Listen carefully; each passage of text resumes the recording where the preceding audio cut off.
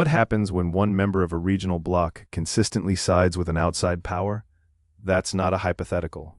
That's ASEAN right now, and Cambodia is at the center of it. For over a decade, Cambodia has deepened its relationship with China at a pace that has no parallel among its ASEAN neighbors. Chinese investment has flooded into infrastructure, real estate, and special economic zones.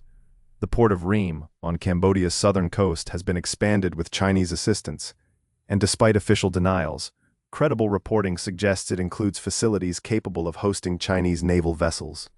That's not just an economic story, that's a strategic one. The consequences for ASEAN have been concrete and measurable. In 2012, Cambodia, as ASEAN chair, blocked the bloc from issuing a joint communiqué for the first time in its history. The sticking point was language on the South China Sea. In 2016, it happened again. Cambodia refused to reference the landmark arbitration ruling that invalidated China's sweeping maritime claims, a ruling that directly affected Vietnam, the Philippines, and Malaysia, fellow ASEAN members. ASEAN operates by consensus. That sounds like a feature. In practice, it means any single member can veto collective action. And when that member has strong reasons to align with an external power that has a direct interest in preventing unified ASEAN positions, the entire architecture becomes vulnerable. This matters beyond Southeast Asia. The South China Sea carries an estimated $5 trillion in trade annually. Freedom of navigation, respect for exclusive economic zones, and adherence to international arbitration rulings aren't abstract principles. They're the operating system of the global trading order. When that order is eroded from within a multilateral institution, the damage is structural. Small states have the most to lose here. The rules-based order isn't a favor that large powers grant. It's the only framework under which smaller nations can assert their rights against larger ones.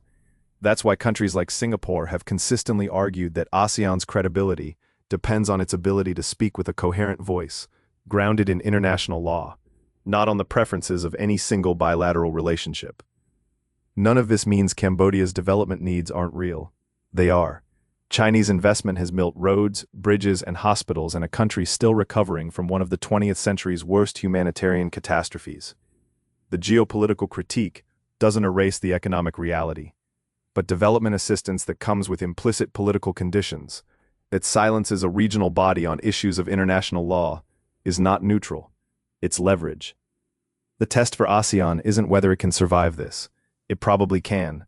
The test is whether it can adapt, finding mechanisms to move forward on critical security issues, even when consensus is blocked.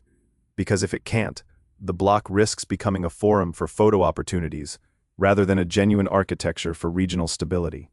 That's the stakes, and they're high enough that every country in the region, and every partner beyond it,